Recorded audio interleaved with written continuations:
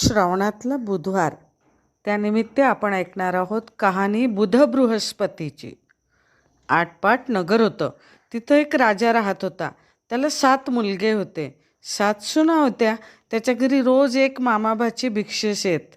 राजाच्या सुना आमचे हात रिकामे नाहीत म्हणून सांगत. असे पुष्कळ दिवस गेल्यावर त्यांना दारिद्र्य आले. सर्वांचे हात रिकामे झाले. मामाभाचे पूर्वीप्रमाणे भिक्षेस आले. सर्व सुनांनी सांगितलं, असतं तर दिलं असतं, आमचे हात रिकामे झाले. सर्वात धाकटी सून शहाणी होती. तिनं विचार केला, होतं तेव्हा दिलं नाही, आता नाही म्हणून नाही. ब्राह्मण विनमुख जातात. ती त्यांच्या पाया पडली. त्यांना सांगू लागली, आम्ही संपन्न असता धर्म केला नाही, आमची चूक झाली. आता आम्ही पूर्वीसारखे होऊ असा काही उपाय सांगा. ते म्हणाले, श्रावण मासी दर बुधवारी आणि बृहस्पतिवारी जेवायला ब्राह्मण सांगावा.